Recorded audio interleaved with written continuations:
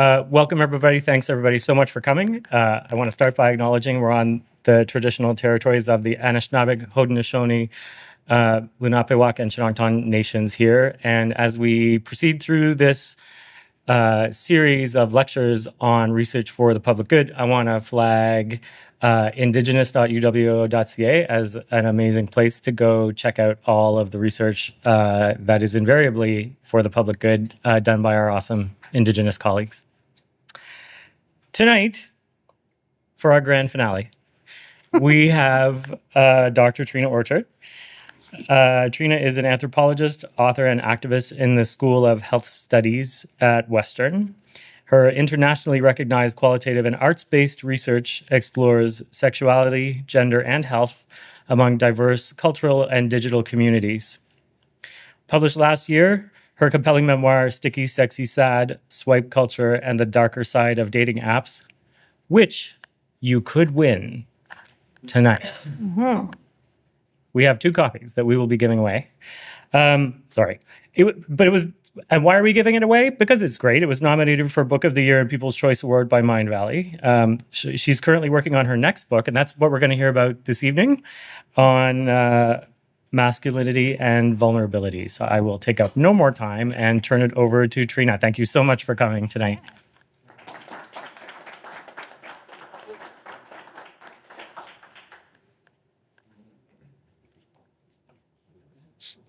Well, I feel like this is a perfect month to be doing this talk. It's Movember, and it is kind of nice to sort of close the session series as well.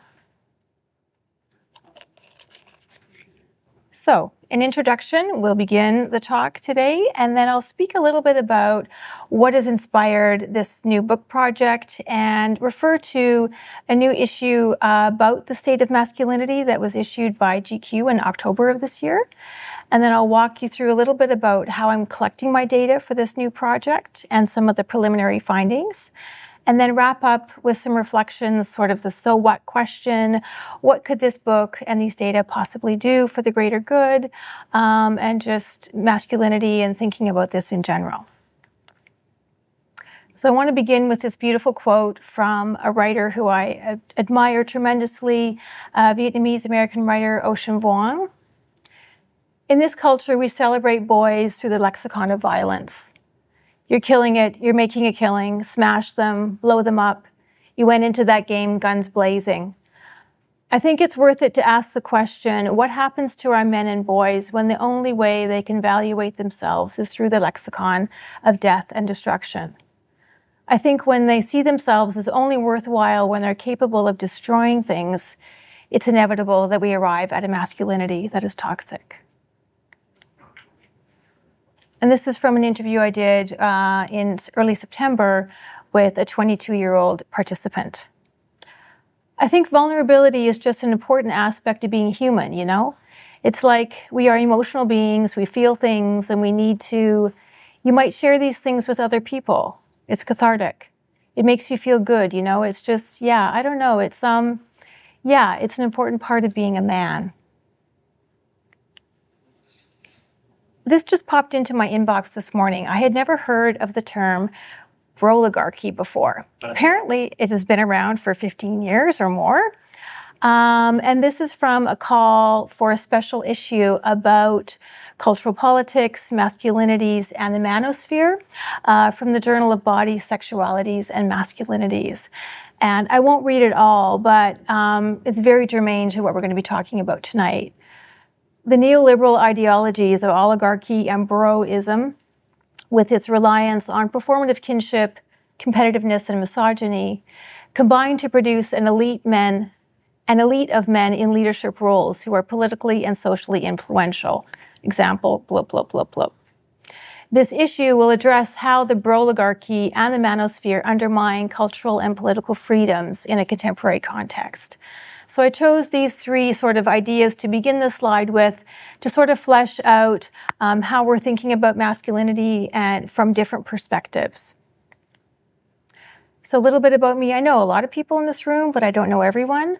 I'm originally from Saskatoon, which is in Treaty 6 territory, or the Métis homeland. And I'm a lifelong lover of the arts and healing practices that help me cultivate the stardust required to interpret and learn from the sea of strange and wonderful experiences that come my way. I'm an anthropologist, author, and consultant working as an associate prof in the School of Health Studies. And this is the book that you could win tonight. There are 2 copies. Alongside my academic research on sexuality, gender, and health, I also write publicly on digital intimacy, AI, age gap relationships, and other issues. And this book about my experiences on the dreaded apps, the dating apps, came out last year with the University of Toronto Press, and it blends memoir and cultural critique with feminist perspectives to tell a story about love, risk, and resilience in our swipe era. And writing that book and meeting men on the apps over the course of 5 or 6 years is one of the key inspiring things that led to the current project. And men played a central role in how I not only experienced the apps, but also how I was understanding how they were experiencing it. I would often ask them, because my experiences were so bizarre, what's it been like for you? And depending on the nature of our relationship, I would be allowed sort of to do some more deeper dives and ask them not just about the apps, but also, what's it like being a man right now? Because I began swiping at the sort of the dawn of the Me Too era, like we're talking August 2017.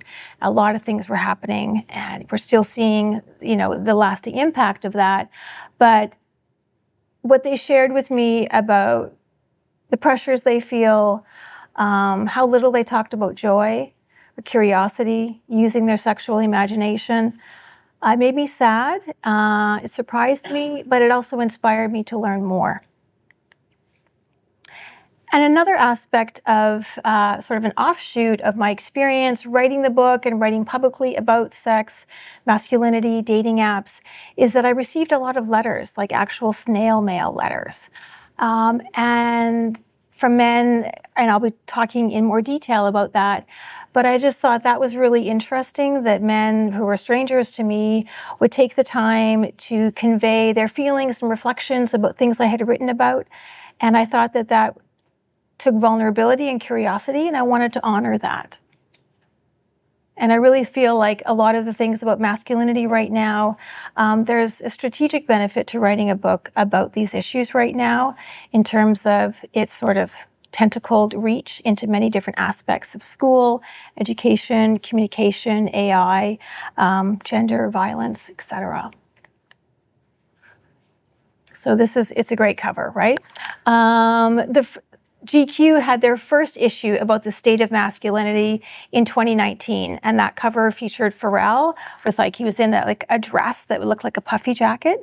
And so this is their second installment, and they polled just under 2,000 men in the 2019 issue as well as this issue.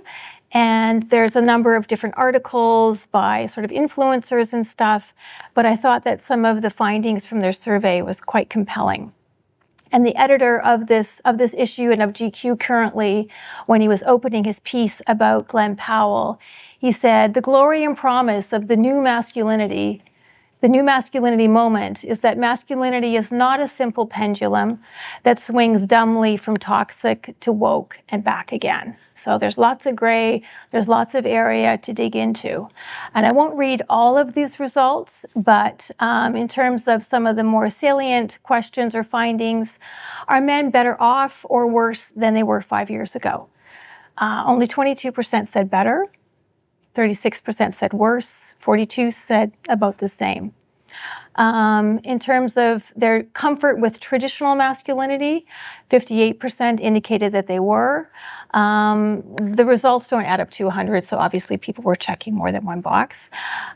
In terms of wokeness, 58% of the men polled feel that politicians talk too much about it.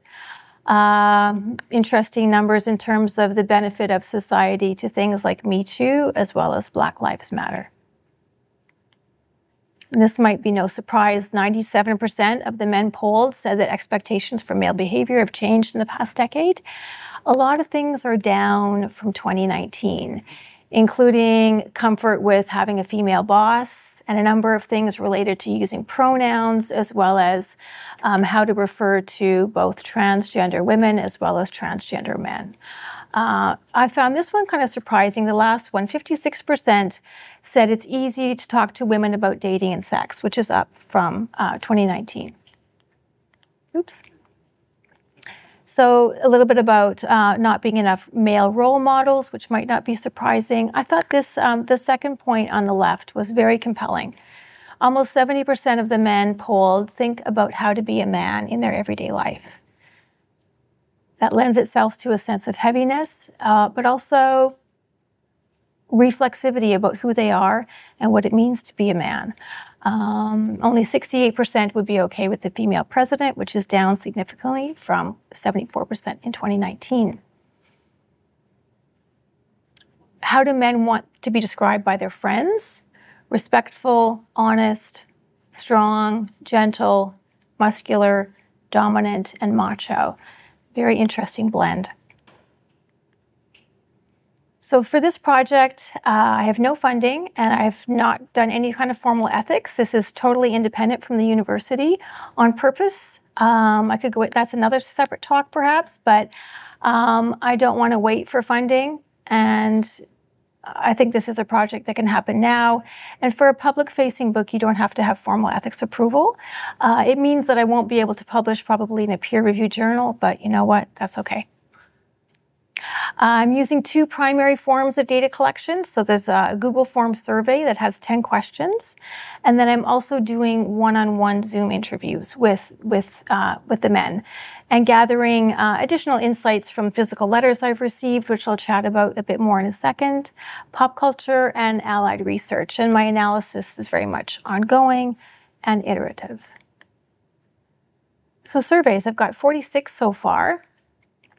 And these are the 10 questions. I won't go through them all, but you can have a look at the things that I'm curious about. I want to see how men talk about or reflect about how they learned about being a man or a person in the world. Who did they learn those things from? Some of the beautiful and joyous things about them. Things they wish they could change. Things they wish that they knew, but they didn't. And some of the most important lessons, ideas about peer group, etc.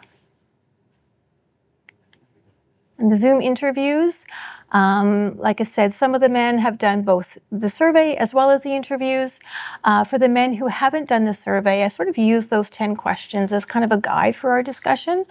And for men who have done the survey, sometimes I pick out sort of choice responses that they've given and sort of use that as a starting ground.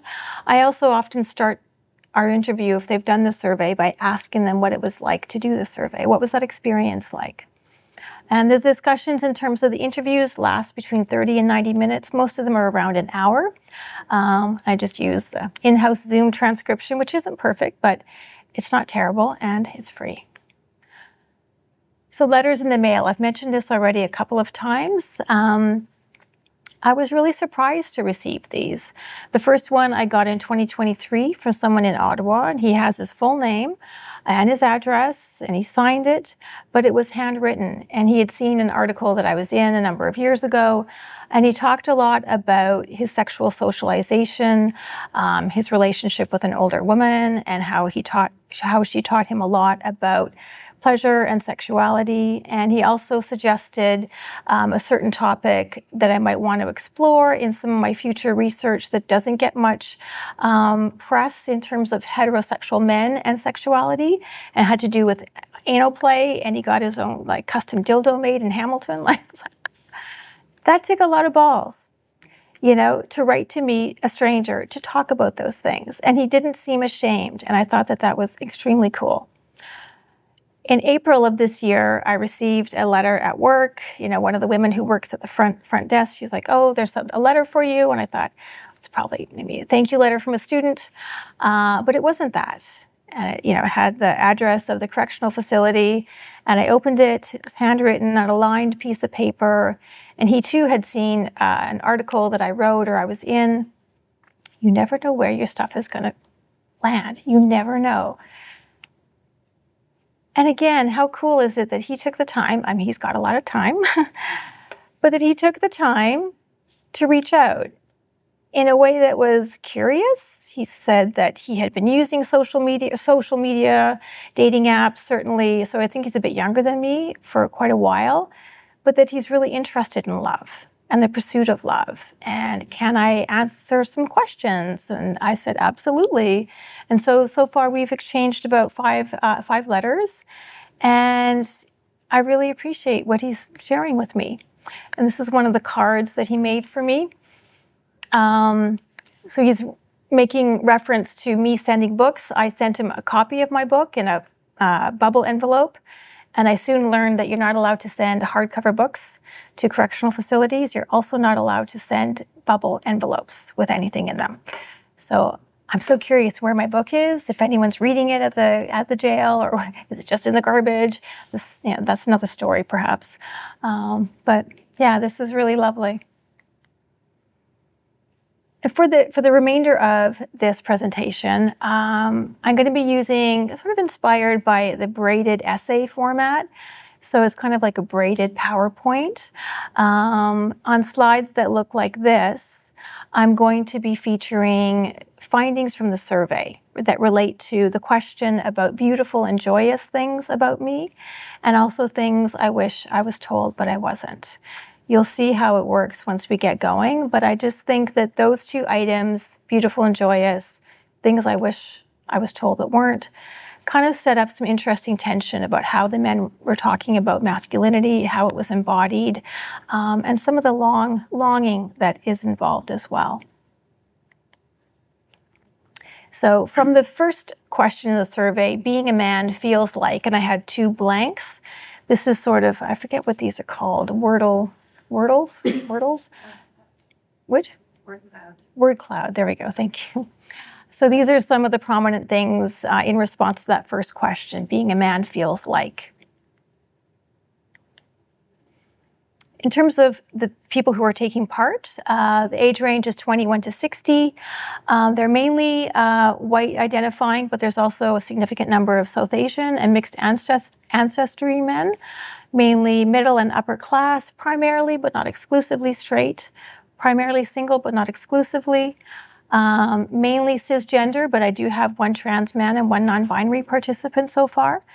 And in terms of nationality, mainly Canadian from a number of different provinces. But you post one thing on LinkedIn and the world can dial in and pay attention. And so that's how I've been able to get people from all these different parts of the world, which has been really, really interesting. So this is like a braided slide. The joyous and beautiful things about me are my sense of humor, my creativity, my open-mindedness, my sensitivity, and how I treat others. I like philosophy and carving wood. So those are beautiful and joyous things. And then on the bottom, things they wish they had been told but weren't. Invest in Bitcoin, LOL. How fragile men really are beneath the surface. How unfulfilling life can be if you're not putting effort into what you find meaningful, and to allow yourself grace in times of struggle. So the surveys, in terms of the amount of data, the questions in response to, or the answers in response to the question, who taught you about being a man and what does a man feel like? There's the smallest amount of data because they're kind of statements. They write the most about what they've learned from their friends, as well as what they were taught about being a man when they were growing up. The joyous and beautiful question often catches them up, and kind of a sad number of them leave that part blank. So things that they've been taught. Men don't cry. Men should be strong.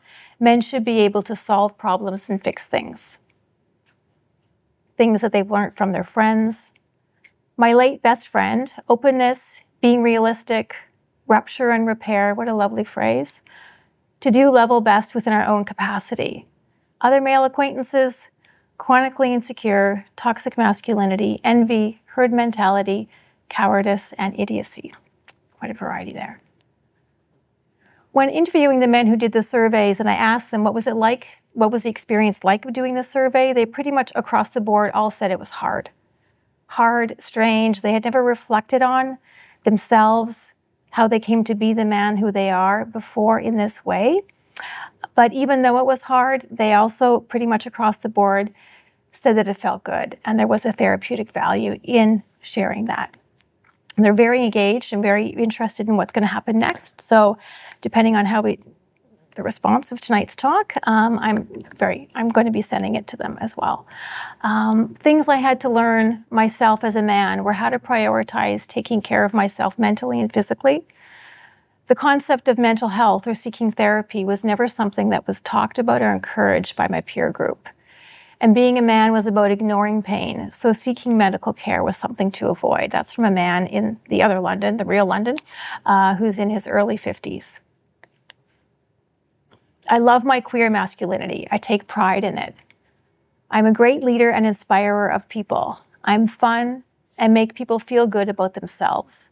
I speak expressively and enjoy being in front of a large crowd of people when I have a message to share, and I can capture their attention well. How to present myself, how to treat others, how to speak in an articulate manner, how to be confident, how to treat and speak to women, how to say no. Emotional regulation tools, the power in vulnerability. So, as I mentioned a little while ago, the analysis is iterative, ongoing, kind of preliminary, but these next few slides have some of the themes that are coming up quite often across the sample. They often talk about their dads, who are the primary people who have taught them about being a man or have been role models, positive and negative. A lot of them express profound love and emotional desire to be connected to them, but that didn't always come through in their lives, and they wish that they could have been closer to their dads or that their dads had been more emotionally available for them. What I'm referring to is masculinity benchmarks, things like money, car, house, confidence. These are essential to success in relationships as well as among peers, but pretty hard to obtain.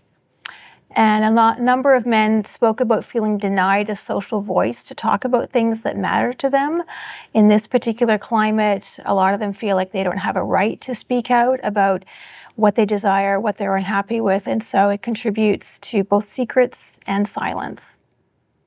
And they also talked a lot about well-being, which took many shapes. With their friends, they're pretty reluctant to share some of their deeper emotional or psychological issues, traumatic things. Friendships are important, but pretty much operate on a surface level. They talk about primarily spending time with their friends around activities. And what I would sometimes say, well, what about just going for lunch and talking about your issues or talking about things that you're curious about? That seemed to be something that was really unusual. They talk a little bit about lacking sort of third spaces to do some of that more exploratory emotional work with their friends. A ceaseless project of the self. A number of the men talked about the importance of not just building their bodies, although the gym was central to their sense of masculinity and confidence, but also, and that's kind of the reference to looks maxing. It's kind of a very contemporary term about the importance of physical appearance and also being large and confident. They talked a lot about wanting to develop themselves financially, whether it's in courses, whether it's with their friends, never sort of resting on their laurels, that there's always something that they should be doing to improve themselves. They talked about dating and relationships quite a bit. A lot of them, whether they're hetero or not, were really retreating from the apps or using them very selectively. Some of the hetero guys expressed frustration with women in general, and so they were just like taking a break from romance altogether. However, wherever they are in their relationship sort of spectrum, they all do talk about a desire for a partner, long-term lover, or lovers, depending on their relationship container. Narrowed life options, kind of similar to what I spoke about the masculinity benchmarks. Cost of living, it's a tough job market. A lot of them also talk about eco-anxiety. And so in response to that, a lot of them are living in their parents' basements, especially the younger ones. They're really interested in trading. A lot of them are trading stocks, doing other kinds of side hustles to try and earn as much money as they can to maximize their career as well as kind of get out and get on their own. The quote, "ordinary is boring," was from a young non-binary guy in British Columbia, and I really like it. It kind of summarized their aspirations for lives that are, I know authentic is an overused term, but they want to have lives that are meaningful, often different in a lot of ways from their parents, sometimes different from their friends. And that is something that a lot of them talk about, wanting an authentic, sort of customized life. And this is a 45-year-old guy from Ontario reflecting on a young man who works for him. He's near 30 now, absolutely in the gym all the time. He's had a lot of failed relationships, but just basically lives off Tinder, which is a major dating app. He travels the world as a salesman and has a different phone number for every town he's in. He's built this sort of defensive shield around himself, and he's just going out and living hard until one day when he crashes. Being of service. This came up pretty much in almost every interview when we're talking about things that they were taught when they were young about being a man, helping others, providing for others, protecting others is paramount. And they often discussed sort of a tension between knowing that that is what they should do, wanting to do it, but also being exhausted for just kind of feeling like they need to always be there for other people. Social media came up a lot. Maybe no surprise, huge role and primarily negative role in terms of things like feeding the gender divide, our current cultural wars, Andrew Tate et al., the red pill pipeline. Some of them talked about social media contributing to a lack of unique social imagination. And so there's a lot of sort of following the sheep, following everyone else, everyone's sort of like echo chamber, doing kind of similar things. And they would like to break out of that, but it feels challenging to do so. They know their privilege in terms of being gendered, in terms of living in a patriarchy, but they don't always feel it. And this is what a 35-year-old guy from Saskatchewan said. "I have been a reasonably, I hate this term, high-value man in the sexual marketplace, and I can see how easy it would be for a man to have disdain for society. I can see it in myself a little bit. It's just like, wow, I have this thriving business, just bought a condo, I'm athletic, committed to growth and continued education and helping, being of service. And it's just like that part of the brain that can go, the little inner toddler. Why the fuck isn't this working for me? Where's my future wife? My acceptance of people and sense of humor I can go about life with. I love coffee. I can speak about it for hours and train you to be a barista. My mind, I value my way of thinking. I have been told I can empathize well with everyone." So things that he wished he was told but wasn't. "I was an extremely selfish lover as a young man, and I cringe at the idea that I did very little to ensure the pleasure and enjoyment of my partner. I was informed on how to do this later in life, but I felt that it was something I should have known. My sexual education as a male centered around the plumbing, how to manipulate or persuade someone to have sex with me, and how to avoid getting my partner pregnant, as opposed to lessons about consent, communication, pleasuring my partner, or making sure my partner felt safe or happy in that experience." Sort of the wrap up and reflections. We're going to have lots of time for questions. What can this book do? Well, this eventual book, what can these data do? I'm hoping, start conversations with and about men that we're not having, but we need to be. That it can be an opportunity to think together to address our ailing emotional anatomy as a culture and how we can take a bit better care of ourselves in perilous times. And also acknowledging that men need safer, more inclusive opportunities to get in touch with themselves and feel like they're enough and that they're important. My gingerness. He was such a funny person. Such a happy person. I have a strong sense of humor. I feel joy all the time. I'm passionate. Curiosity is one of my main values, with openness to others. I never judge anyone. I find humans wonderful. Good question. I'm not fully sure how to answer. How to communicate effectively and respectfully through conflict. How to avoid being defensive. To listen and to work on repair. Men do cry. Strength is not always equal to force. I think that's such a powerful phrase. To be connected, you have to allow people to truly know you. How to handle my emotions. These data can also contribute, I think, I'm hoping, to restructure certain kind of very old-timey masculine hierarchies in terms of identities, things like king, father, lover, warrior, with frameworks, and this is already happening, that are acknowledging the fact that there are many ways to do masculinity and to be a man, and also ways of being that focus a bit less on boxed-in notions of gender. Cultivate a sense of belonging that can enhance men's connection to others and their own vulnerability. And this could help, strengthen emotional regulation and also independence. And that could potentially lead to, in some instances, relying on their partners a bit less for some of that stuff. Glenn Powell, who was featured on the front of the GQ issue, who's from Austin, Texas. And one of the first lines in the article about him in that issue was that he was born with a gun in his hand. It's a very, very compelling story. And so he said in that issue, in the story that features him, I just find that it's cool and tough to be open and vulnerable.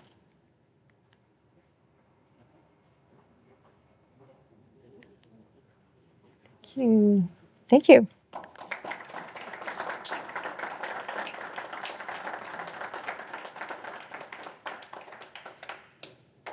So would you like to answer questions? Yes. We've got mic for the recording. If you're okay with that, we'll pass it around.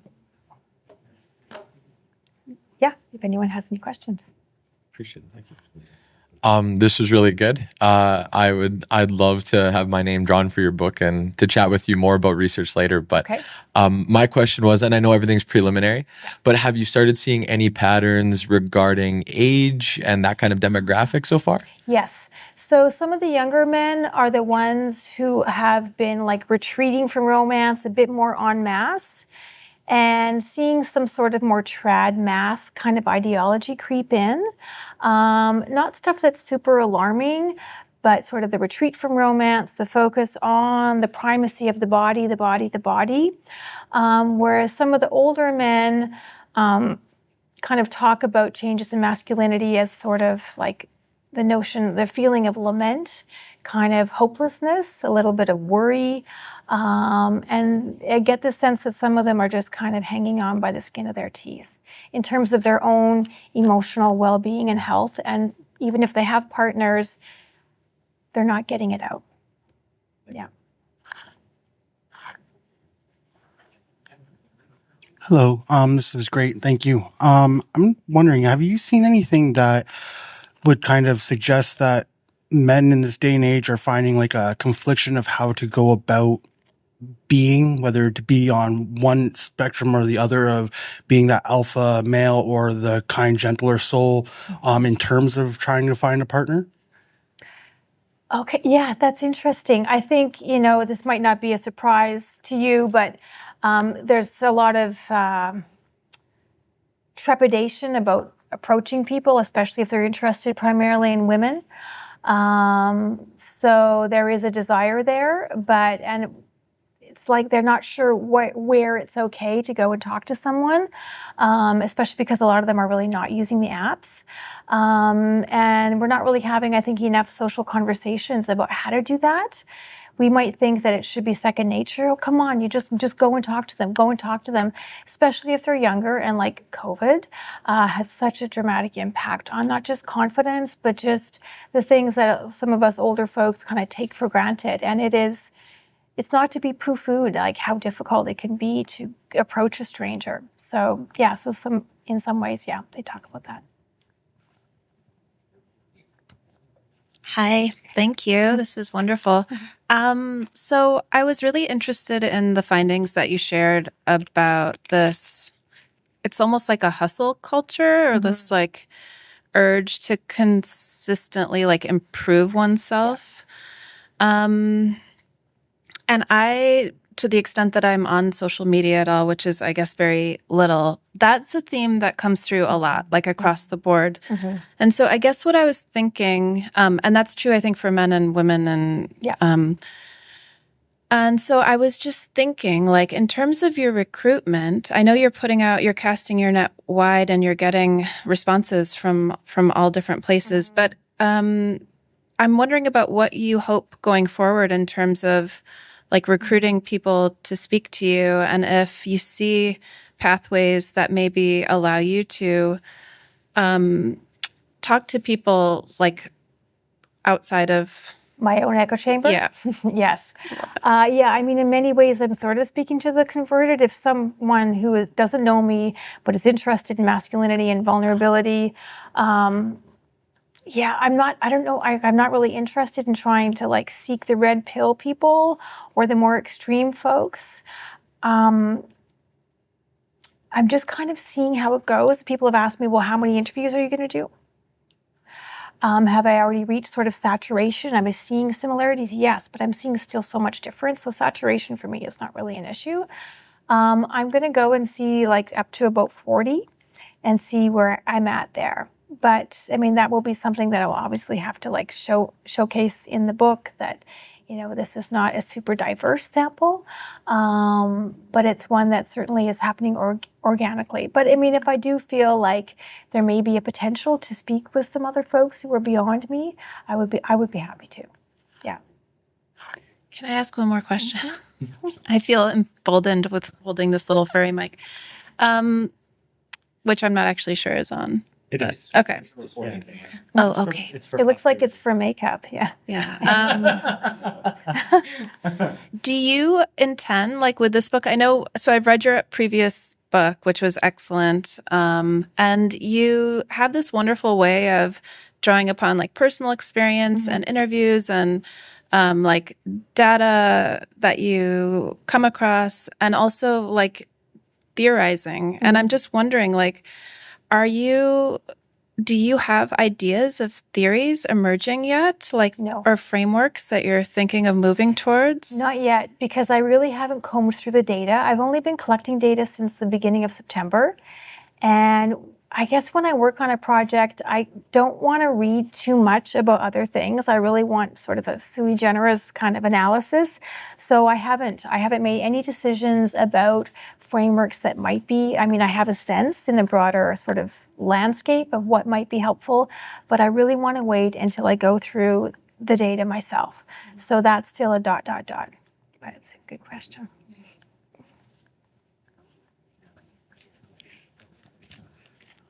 Great talk, Treena. This is just a general question, more so about like the long-term future on things.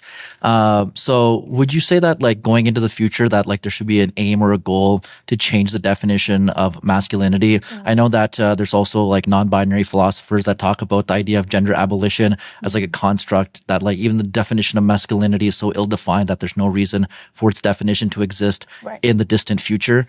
So just your thoughts on that would be ideal. And then I noticed that you also had an individual that you're interviewing as non-binary. I was wondering how that incorporates in the concept of manness, if that individual is identifying as non-binary, and like how that is going to be utilized as a conversational point, just in case, like if men are reading it, or if men are defining like this is what man is, but they're seeing a non-binary individual, what that represents, and like how is this book about men representing like with other individuals that are more on the queer side. But yeah, just some thoughts on there. Okay, remind me the first question. A first question was just more about like, should we redefine masculinity, or should we essentially go with the gender abolitionist approach of moving away from the concept of gender as a whole and not even redefining these things? Because at the end of the day, you can mix femininity and masculinity and they can represent the same thing. Yeah, I mean, I think that's a really helpful question. It's an interesting question. I'm not sure where I've landed on it yet. I mean, I think that still these are interesting concepts to think with. Do we have to stay with them? Not necessarily. And I think people have been redefining and using different kinds of principles to expand our notions of what men and masculinity, especially in the queer space, for a very, very long time. So it's not like anyone's doing necessarily anything super duper new. So I'm not sure about how I want to think about that yet, if that's fair. And in terms of like the second question, kind of about if like a het man is reading this and there's like a non-binary guy, is that? Remind me of like, this. the person is non-binary, so that's not categorized as the same like male. Like it's not Right. the binary male, Right. women. Like you know what I mean? Yeah, and I think even for the guys who identify primarily as cis and like het, they're part of a generation, especially the younger kids who are like Gen Z in particular. We rest all of our hopes on Gen Z. They just speak so naturally about different kinds of like fluid ideas about gender as well as relationships in general. I've got an article coming out in the conversation about relationship anarchy, for instance, and these are all things that especially younger people are much more open to. A lot of them are not really all that jazzed about the categories that have been handed down to them by us and like older people, but they're still caught in a bit of a bind, wanting to stuff that is expansive and fluid, but then they also talk about wanting things like marriage and kids.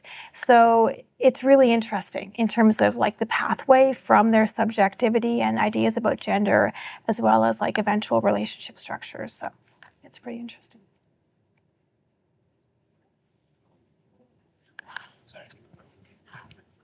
I have a question way in the back, Treena. So I'm wondering if you can clarify for us what your recruitment process is, because it sounds quite passive at this point, if I'm It's correct. very passive. So I'd love you to elaborate on that a little bit, because I'm wondering if that perhaps colors the type of applicants who are sort of lost and have found you. As well, I'm wondering if you can sort of theorize or have a little brainstorm of what you think it might be like if you were to incentivize responses and how that might give you different responses. Yeah, so right now I've just been spreading the word among colleagues and friends in terms of men who might be interested in filling out a survey. It is extremely open. It has been very organic. I've also spoken with people who are in like counseling professions who see men in particular, and they have shared the survey with some of their clients, and some of those individuals have then done interviews with me. I've done a couple of recruitment things on LinkedIn, but that's it. And so it's really been just sort of flowing in a very, as you say, passive way. And yeah, I'm not yet sure if I do want to do more targeted interventions yet. I don't think it would be hard there's so much interest in this, and there's a lot of dialogue. There's a couple folks in British Columbia who have men's health groups and things like that. I also did an interview on the weekend with two guys who were part of a group in Copenhagen called Men Against the Patriarchy. So yeah, that's to be determined. Yeah, I'm not sure. It would definitely probably shape the data set if I was to go sort of beyond the way that I'm doing it right now. But yeah, something I'm just sort of thinking about as I go.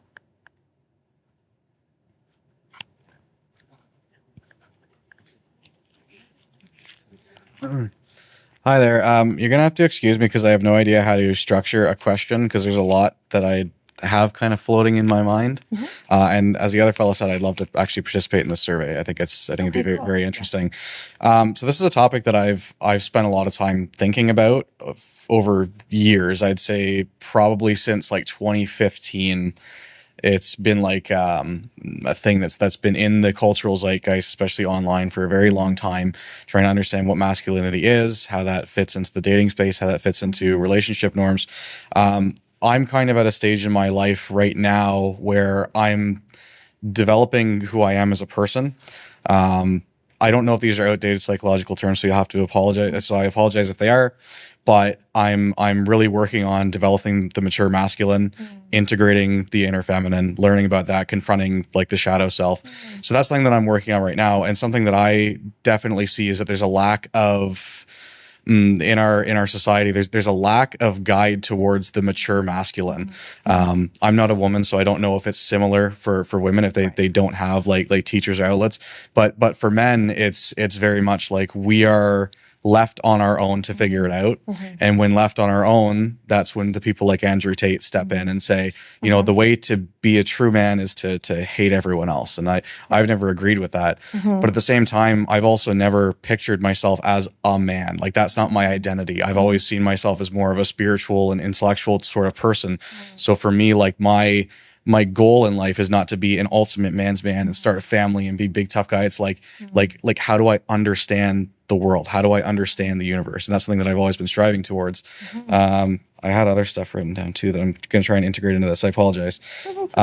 We've got time.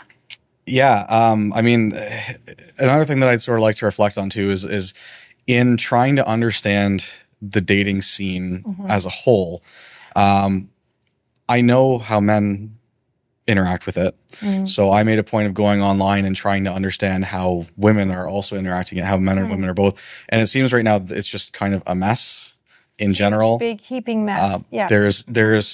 There's a lot of misunderstanding on both sides. And that's not to exclude non-binary people. It's just for the sake of my curiosity.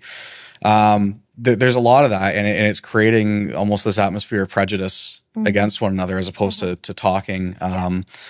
And I don't know. There's a million things I could say. I could probably say it in an interview in future, but I find this topic super interesting. I'm glad you're doing this work. Yeah.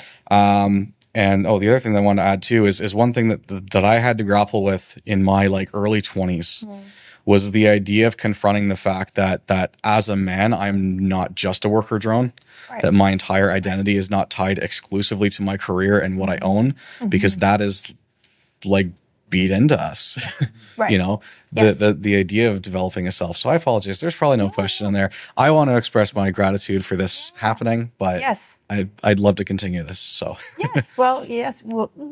can get in touch for sure. But a lot of the men who I've spoken with so far talked about that. They had fathers and maybe uncles as role models, but a lot of them talked about their sisters and their mothers and also female friends. I should include that on the slides in terms of, especially with their female friends, sort of younger in teen years, as well as in their early 20s and maybe beyond. In those settings, that's where a lot of the guys talk about they felt like it was okay to be vulnerable and okay to share some of the things that they probably wanted to share with their guy friends, but it just wasn't safe to do so, or they just were worried how they would respond. And so in terms of like role models for men, it's not just men who are role models for men. And I think that's a really important thing to include in the narrative about supports for men and things like that, to not exclude those women.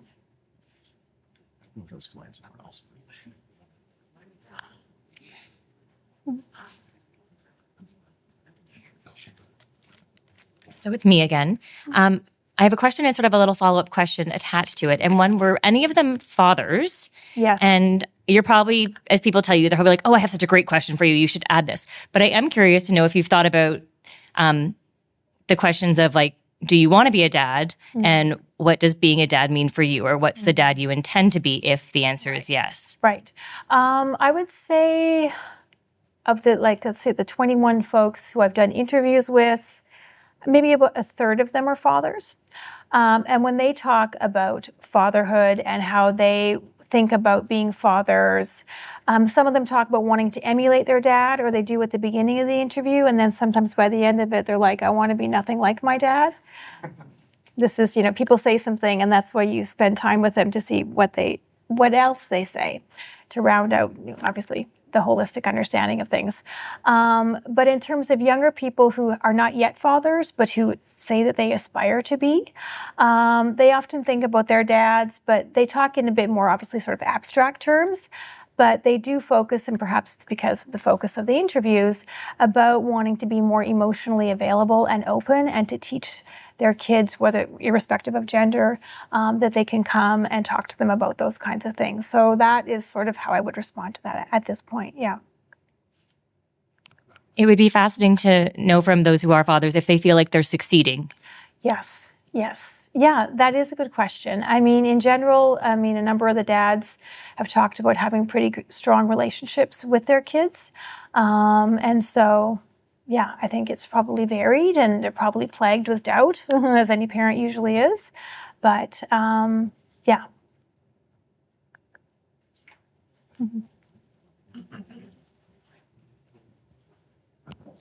Thank you so much. This is one of those questions that could seem mean, but it's not supposed to be. You ready? Okay. Like, what's new? What do you feel right now is like, wow, man, this is a new and different part of this story? And maybe the two-parter, like, what do you feel like, oh, this is consistent, this is something that we've been saying about masculinity for a long time, and what are you like, wow, man, different, new and different? Right. I think in terms of some of the things we've already seen, The idea that, in terms of the dating and relationship space, that people are anxious about approaching people, kind of the retreat from romance, that's nothing really new.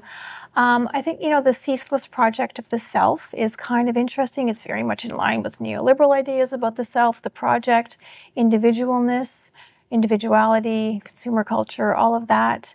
I think asking them the question about what is joyous and beautiful about you,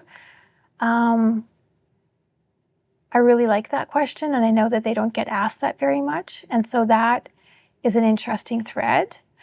And I think also just tracing the arc and how they zigzag back and forth in terms of talking about who they are, who they want to be, and the different folks who are influencing them, just sort of watching that thread throughout the interviews and listening to that is a really instructive way of, like, in real time, having a sense of how people are actually actively constructing who they want to be and what kinds of forces are having an impact on that. So that feels very dynamic and interesting. Thank you.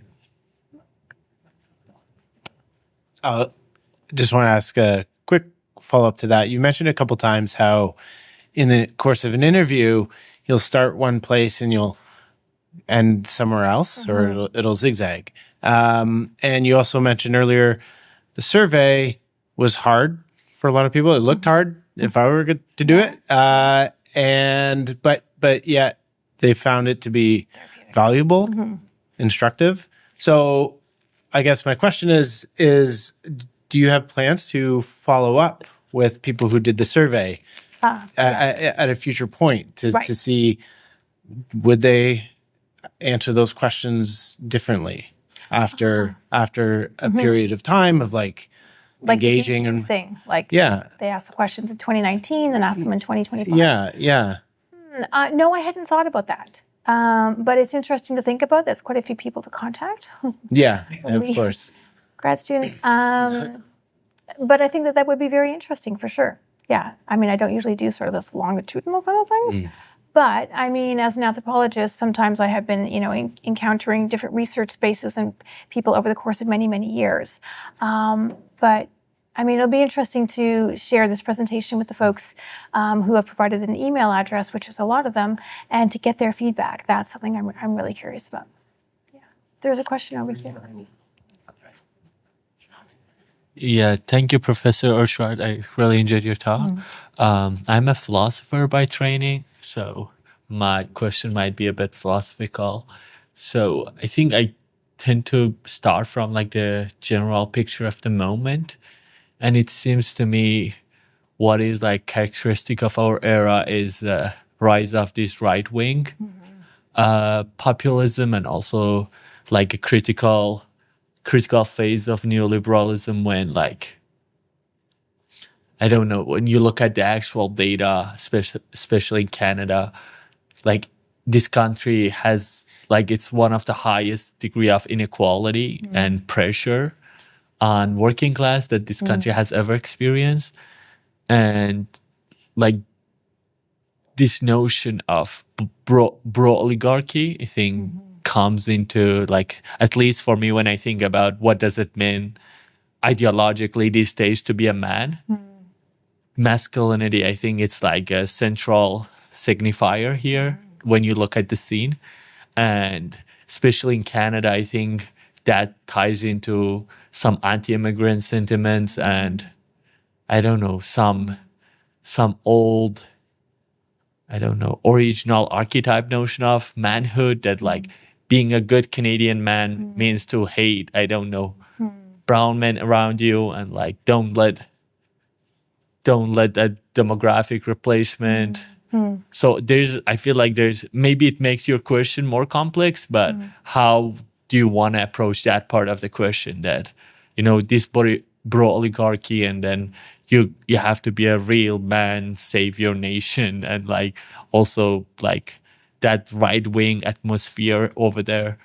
How those things are both like aspects of your question and also helps you to answering your question about vulnerability and masculinity. I know it might be too much of a general question, so you pick whatever part that helps. Thank you. The far right swing, the trad masculinity, the red pill situation, that comes up in a lot of the interviews.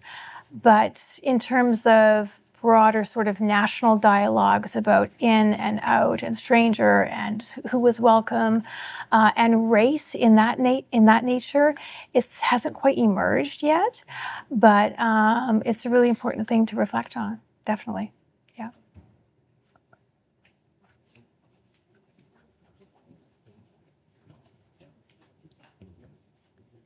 Thank you so much, Treena. That was wonderful. And honestly, I love all the contrast, both in color and insight, and how you just juxtapose things. Just got me thinking a lot. One question I had, I noticed that you had one finding on social media, and I was just kind of curious because I always find that when you read about social media, on the one hand, there's so much out there, like there's so much diversity, and there's this idea that we're exposed to different ideas, different content, different perspectives globally. And I noticed that you talked a little bit about the echo chambers and in terms of what people see, maybe how the similar information gets kind of thrown at them. So I was just kind of curious how in your findings those kind of opposite things, kind of come up around. Is it because of the algorithms or what people are looking for or the networks they have? Like, how can we understand what people are being exposed to and how that influences them? Thank you. Yeah.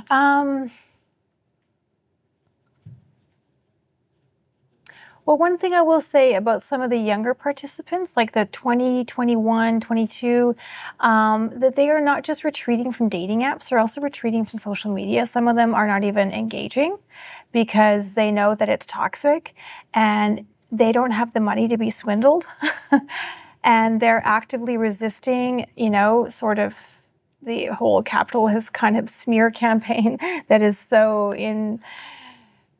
baked into the algorithm situation that so many of us are living in. So there's interesting in terms of the resistance to that. And then some of the older folks, I'm finding that they're spending much less time on social media.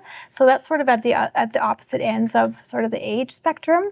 But in terms of like them reflecting on social media and other things that are influencing them, I think I'm not too sure how to answer that yet. It's maybe like something to sort of dig into the interviews in a bit more depth. But yeah, it's sort of an ongoing issue for sure. It makes sense to comment around the third places, right? Right. Because if you're not online, what is the alternative? Yeah. You don't have good third places. They don't. No, exactly. And so I think, that is an interesting tension in terms of some of them spend a great deal of time online, but they're cognizant of how like destructive it can be for them. But where else are they going to go? Especially for those who live at home and can't afford to go out. So yeah, it's really important. Definitely. Yeah. Thank you. Okay, another question. I have so many questions. Yeah, I had similar questions, Annabelle, about social media and sort of radicalization and third spaces. Apparently, the gym is a big third space. But my question has nothing to do with that, actually. It's about the braided essay technique that you mentioned that you're using. And I'm unfamiliar with that, and it seems really cool. And I was hoping that you could talk a little bit about that. What does it mean? Where did it come from? This is my first attempt at a braided essay, is doing it PowerPoint style. But it's usually used in sort of longer essays, creative nonfiction as well as creative fiction, bringing in a number of different themes that relate to sort of whether it's plot or character development. Like I said, I've never actually tried one, but they've always fascinated me. And so I did it like in a way that I felt would be kind of an easy baby way in with the PowerPoint. But I think it was kind of a nice way to deliver some of the findings and use the men's actual words. But maybe I should try one actually in like my writing. Yeah. But what was it like as an audience member to like digest the information in that way? Should I? I mean, I can't speak for anyone's experience, but mine. I mean, I find it really interesting. It's like dynamic, and it like sort of forces you to make connections between different things in a really interesting way. Okay. And I like the idea that you can like have different threads, and by positioning them in certain ways, it can sort of add to the strength of the whole thing. I want to try it in my work is how I feel. But I feel like I'm lost. So I'm going to ask you more questions and imitate what you're doing, Okay. if that's okay. Yes. Yeah, I just wanted to offer, because it's come up a couple times. There's something that I wouldn't say studying, because I'm not an academic. I'm just some guy, but there's I forget the exact term for it, so this is going to frustrate some folks, but there is an emerging study in sociology right now that's called like post-digital something. And there's a broader trend of people choosing to go offline. And it's also something that I saw echoed when I was, as I mentioned, I was looking into dating norms on sort of both sides of the aisle. And that's something that's increasingly happening. People are finding that if they know what they want, they're not finding it on the apps, and they're trying to find ways to increase their social signal and reintegrate into the world. So it'll be quite fascinating to see, if you did return to this in 10 years, let's say, if people have by and large rejected those online spaces and created those third spaces. Right. There actually are some groups that are trying to create them. I'm sort of speaking to the room here. I apologize, but it's interesting. There's an organization here in London called the Witch's Cottage. They're more like New Age and spiritual stuff, but they're trying to do specifically that, seeing themes in their therapy that people are wanting to go offline, and they've rented out a space to try and create those spaces. So that's awesome. And I think there are apps who are adopting the more hybrid model. So you can meet the person online, but then the same organization where you've met the people, then they're having like in real life events. So that's kind of a very nice, it's more a seamless kind of entry into doing in real life stuff, whether you're nervous or you have been married for a long time and then just getting your toes wet in the dating scene or whatever. But it'll be interesting to see whether or not sort of the 1.0 dating app sort of industrial complex will change their design to be more inclusive and, respond to what people actually want. They've known for years that people are not happy, which is why numbers are dropping, it's very expensive, it's very boring in a lot of ways. And there's very little ramification for a lot of violent behavior on and on and on. So, and there are interesting people who are designing things that are more inclusive and more interesting. But in terms of the dating pool, you kind of need a large city to have a significant amount of people. Some of the apps, when I was first using Bumble, even in 2017, I'd be out of men at the end of the night. And it's like, and I was too nervous to try another one at the same time. So I'm done. But then you go on, it's like, well, maybe that one. So the design piece, I think, is really important in terms of it has the potential to revolutionize things and kind of help us get back out there. But, it's to be seen whether or not they do. Yeah. I'm not sure I've asked this question. Do you feel like the landscape of the online dating has changed over the years? I ask this because as somebody who's used dating apps, I'm very bad at social interactions face to face with people at times. I kind of don't know how to really talk to people, but when you're behind, I guess a screen or something like that, it's just easier to talk to people. And I met my child's mother on dating app during COVID.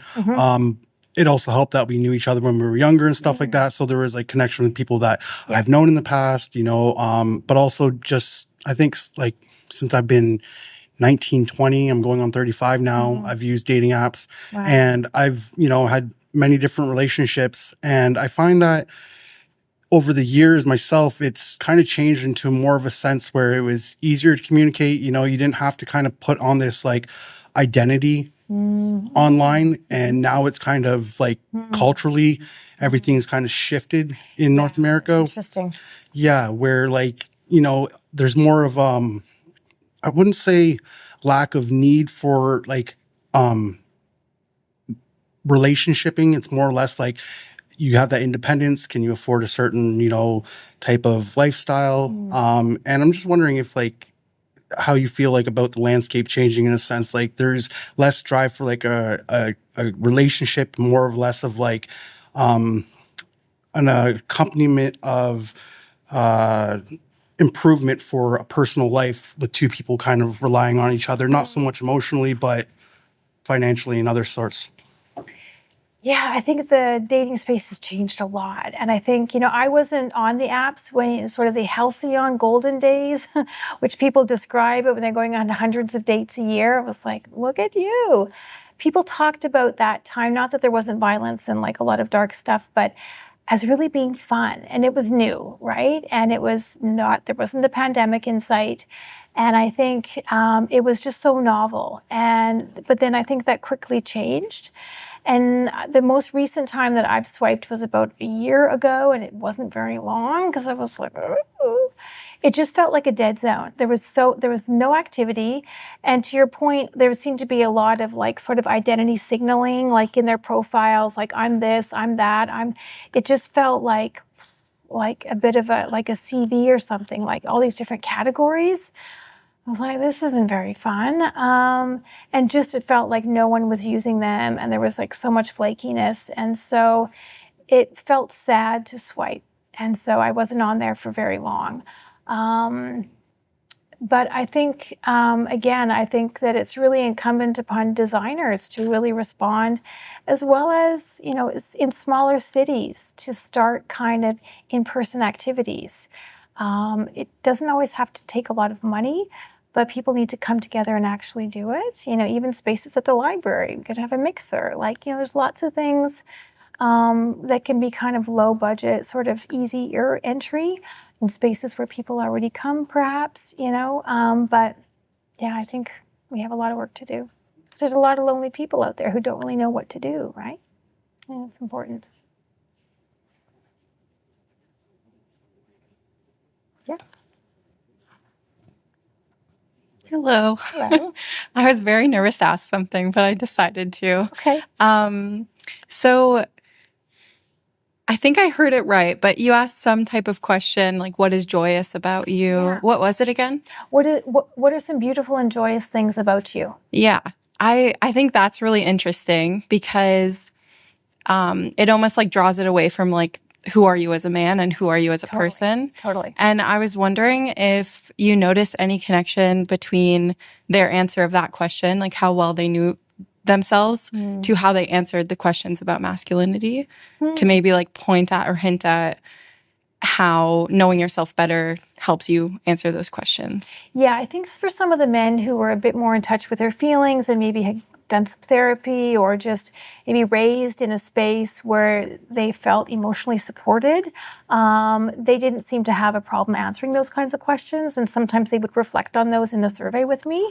But for folks who grew up in more traditional, whether religious or cultural settings, and maybe some distance with parents, whether it's their dad or their moms, they struggled with that a lot more. And I just think that they said over and over that, no one asks me that. No one ever asks me that. So it's weird for me to think about that myself. So I did find that some of the folks, they would often sort of respond to that in terms of things they were good at, which isn't like there's no wrong answer to that question. But then some of them answered, very joyous way. I love my gingerness and all this kind of thing.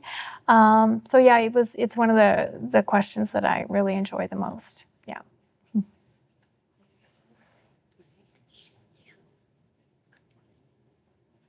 Well, maybe we will Yeah.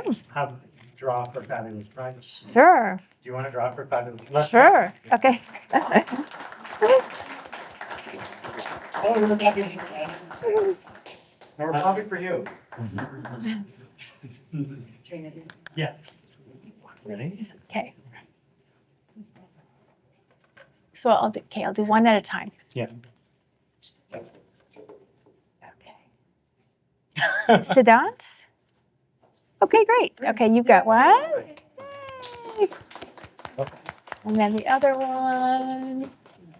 Sorry, we'll bring something. There. Steve Dennison. There. Congratulations. Hey. And they're both signed. Fabulous. I'm easy to find online. If anyone is interested in doing a survey or an interview, please reach out. I'd love to speak with you.